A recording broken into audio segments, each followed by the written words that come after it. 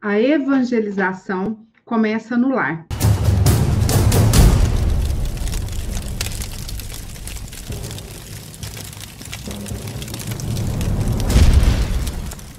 É com esse tema que hoje nós vamos discutir na resenha espírita. E para que possamos debater a respeito, convido todos vocês a estudar a questão número 208 do Livro dos Espíritos.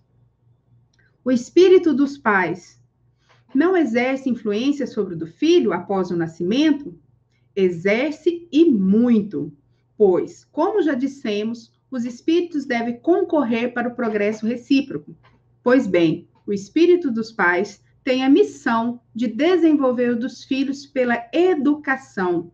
Isso é para ele uma tarefa, se nela falhar, será culpado. Será-nos perguntado um dia, o que fizeste dos filhos que eu lhe dei, dos filhos que eu lhe confiei? E isso é muito sério.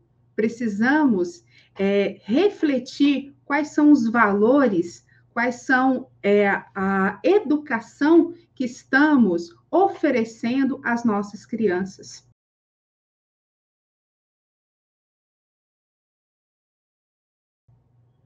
Muitas vezes, nós cometemos pequenos deslizes que vai nortear no futuro a personalidade, a moral dessa criança.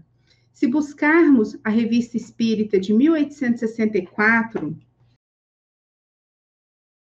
em fevereiro, Kardec coloca para nós um artigo referente às primeiras lições de moral da infância e comenta se não fosse ali tão trágico, seria até cômico o modo com que nós falhamos em relação a essas nossas crianças, né?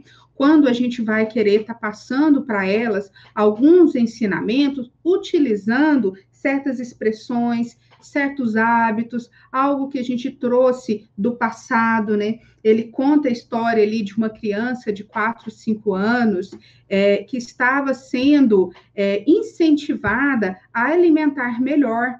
E para que isso ocorresse, essa mãe falava para ela, olha, se você não se alimentar, eu vou pegar o seu alimento e vou dar para o seu irmão. E, em certa ocasião, realmente ela fez isso, o irmão sendo menor, foi lá, comeu esse biscoito, esse bolo, esse doce que estava ali, e naquele mesmo momento foi visto uma chaga, um ódio que a irmã destinou para esse irmão. Ali renascia um ódio. Em outra questão, ele traz também esses mesmos exemplos que a gente faz com as nossas crianças e falaram para ela, olha, se você não comer tudo, vou doar essa comida à primeira pessoa que tiver fome. Então, Kardec nos coloca a primeira lição de orgulho, de egoísmo, de gulodice que está se passando para aquela criança naquele momento. E também a questão da troca, né? A gente não dá aquilo que como uma punição. Essa criança ela estava sendo educada como se ela doasse algo, fosse algo punitivo para ela. Então, várias questões referente nesse artigo, que é de fevereiro de 1864, nos faz avaliar os nossos próprios atos. Hoje em dia, nesse momento em que a gente está tendo ali uma certa dificuldade por conta da questão da pandemia, que a gente está tendo hora que estar com os nossos filhos em aulas online, que a gente está assumindo um papel pedagógico, que muitas vezes nós não fomos capacitados para isso, que a gente precisa estar ali, de uma certa forma, demonstrando para eles a necessidade de se adaptar. Será que estamos fazendo isso de um modo sereno, de um modo correto, de forma a incentivá-los a estar de um modo proativo, de um modo responsável, independente das circunstâncias? Ou será que a gente deixa as nossas crianças agir do modo com que ela quer? Será que nós estamos querendo voltar às aulas presenciais porque temos esse entendimento que aquilo ali é melhor por conta dos profissionais capacitados, ou se é aquele período para a gente ter ali um certo descanso, um certo momento de delegar uma tarefa que muitas vezes é nossa. Muitas vezes a gente delega a tarefa da educação dos nossos filhos, ou se não, a gente pega e acha que não, isso é coisa de criança, amanhã vai passar. E aí, a gente estudando, nós verificamos que é nesse momento que a criança se encontra mais maleável, que aquilo que a gente fala para ela, registra com mais facilidade. Se a gente seguir os slides, nós vamos encontrar que de todas as chagas morais da sociedade, o egoísmo parece a mais difícil de extirpar. Com efeito, ela é tanto mais quanto mais alimentada pelos mesmos hábitos de educação.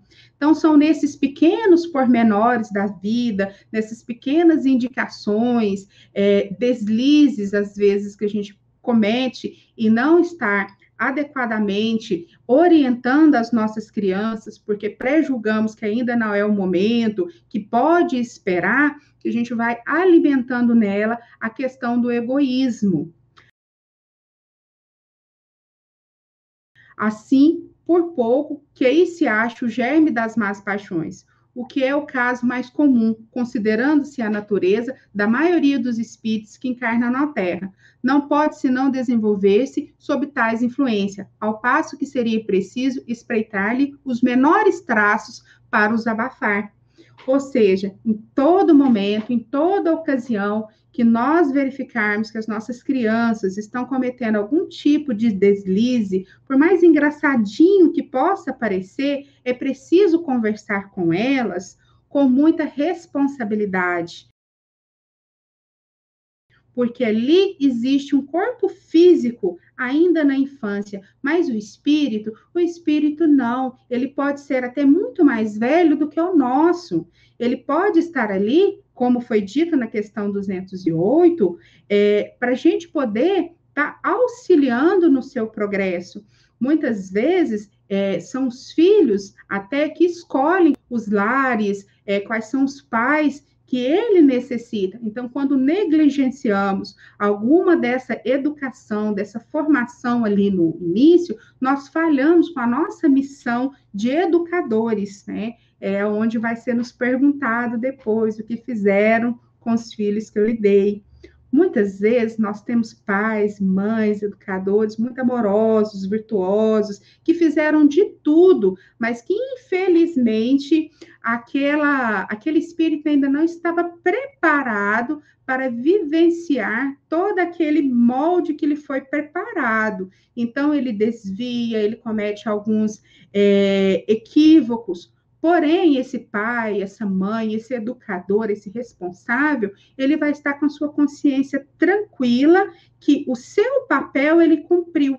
Ele não vai ficar com aquela sensação de que ele poderia ter feito algo diferente para auxiliá-lo no momento ali da sua primeira infância. Seguindo aos slides, sem dúvida é falta dos pais, mas é bom dizer, muitas vezes esses pecam mais por ignorância do que por má vontade.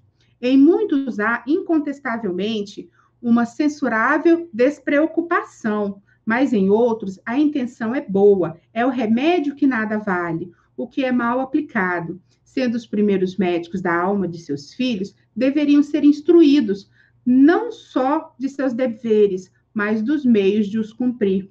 Então, nós, enquanto papais, mamães, precisamos estar buscando sempre nos aperfeiçoar, aprender um pouco mais, estarmos ali atentos sobre o que nós podemos fazer para auxiliar os nossos filhos, buscando a compreensão evangélica, para com eles poder estar comentando, estar dialogando, trazer a questão da evangelização para os nossos lares, evangelizando também o nosso comportamento, as nossas atitudes, o nosso palavreado, o nosso modo de expressar, as nossas atitudes perante as dificuldades, porque o exemplo, ele fala muito mais forte do que qualquer palavra.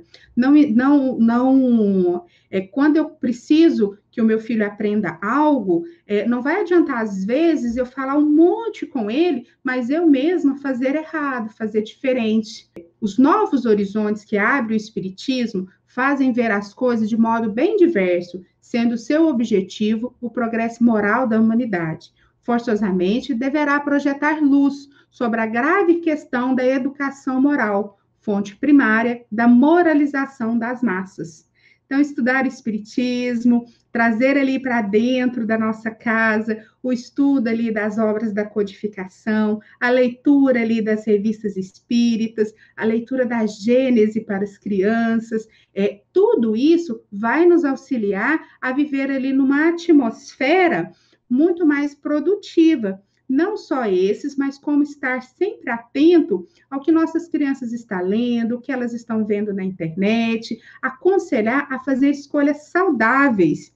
É dessa forma que a evangelização começa no lar.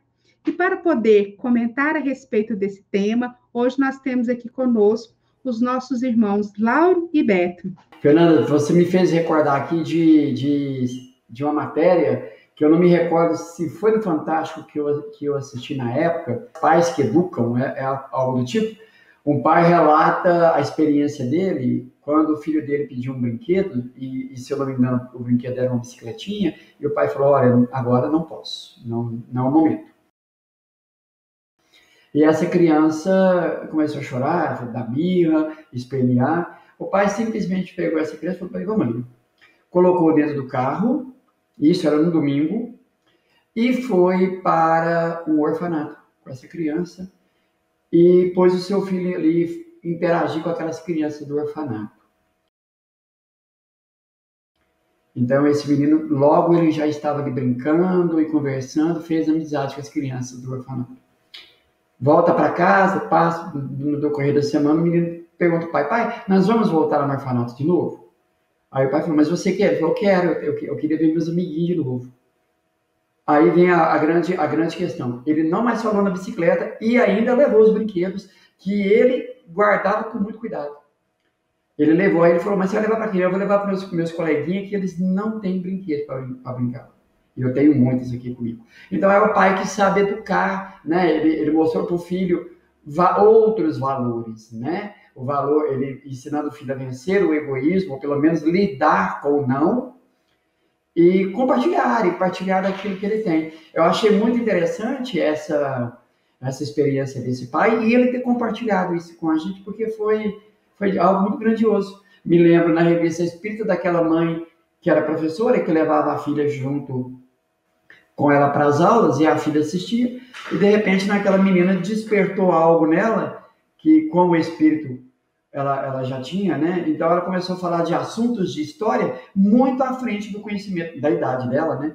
Então tanto é que a correspondente que mandou essa comunicação, essa correspondência para Kardec, ele foi pessoalmente conhecer a menina e constatou que a menina ela tinha um conhecimento muito grande, né, como espírito, claro, e ela estava acessando tudo isso, mas ao mesmo tempo, quando ela via algo para brincar, ela falava assim, acabou as perguntas, acabou. Ela saía correndo para brincar. Então, a mãe, inconscientemente, a mãe despertou nessa filha valores do espírito, né? Nós recordamos de Allan Kardec quando ele vai ensinar os espíritas imperfeitos. Eles compreendem a parte filosófica, admiram a moral daí decorrente, mas não a praticam. E muitos de nós nos intitulamos espíritas, mas nós não conhecemos o espiritismo. A doutrina espírita é uma grande desconhecida para cada um de nós. Aqueles que conhecem, muitos não o praticam, não o vivenciam, não utilizam essa ferramenta como um instrumento de mudança, principalmente das atitudes. Se um ensino pode levar a algum lugar, o exemplo arrasta. E às vezes nós estamos muito imbuídos em nos intelectualizar, mas não conscientes da obrigação não só da evangelização de um modo geral, até incluindo a família, como é o caso desse encontro, mas de nós mesmos. E nós sabemos, para o Espiritismo, essa evangelização deve ser a prioridade. E aqui eu quero recordar que evangelizar é você se apropriar da boa mensagem, a boa nova. Nós precisamos nos introjetar da boa mensagem e transformar essa boa mensagem em boas práticas. O Emmanuel fala que para doutrinar basta um conhecimento intelectual do Espiritismo. Quando se trata de evangelizar, aí nós precisamos de amor, nós precisamos desse esclarecimento, que o amor, lá no nosso íntimo, pode fazer com que a gente possa se aproximar do outro. Talvez para muitos basta leitura, basta conhecimento, mas para evangelizar, a gente precisa sentir com Cristo. Mas não é um sentido religioso, seria o sentido de trazer essa mensagem do Evangelho de Cristo para a prática do dia a dia. Aí você está com Cristo, aí você anda com Cristo, anda no Cristo, evangeliza-se a si mesmo e, pelo exemplo, vai evangelizar a muitos e muitos mais. A gente precisa aplicar a moral de Jesus, nós vamos encontrar essa moral todinha lá no Evangelho segundo o Espiritismo, mas sem a periferia, sem a hipocrisia, sem a falsidade, com o esclarecimento que a doutrina espírita nos proporciona.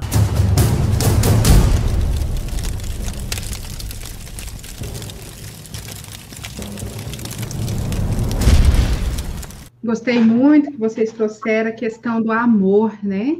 E aí, no começo da resenha, nós falamos a respeito que a maioria de nós, pais, erramos muito por ignorância.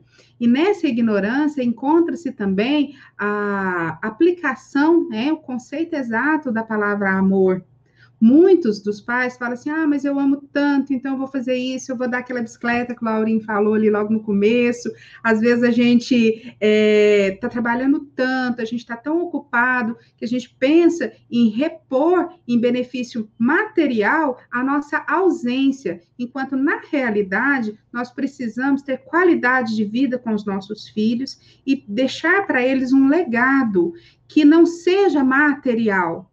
E quando nós amamos, nós conseguimos conciliar também os limites. É importante. Muitas vezes eu amo mais quando eu falo não do que quando eu falo sim, porque o não é muito mais difícil de dizer do que o sim. Então, esse tipo de educação é que nós, pais, precisamos aprender, precisamos nos evangelizar para que possamos apoiar e direcionar melhor as nossas crianças. Eu queria finalizar com o último parágrafo do artigo que se encontra na Revista Espírita de 64 de fevereiro, onde se faz a seguinte questão: pode o Espiritismo remediar esse mal? Que mal? Essa mal educação que a gente vem proporcionando às nossas crianças.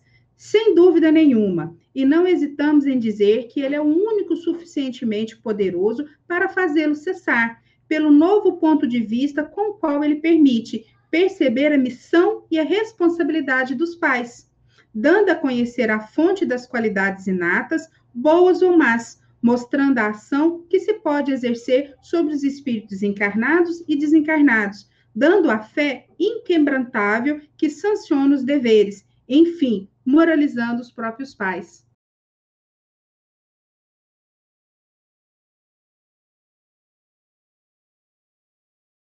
Que possamos, então, encerrar com o pensamento que precisamos, sim, estudar a doutrina, estar sempre nos aperfeiçoando, nos melhorando, para melhor servir, principalmente melhor servir aqueles seres que nós tanto amamos, que foi aqueles que Deus nos permitiu sermos pais e mães deles aqui nessa encarnação. Que Jesus nos abençoe a todos e até a próxima segunda-feira.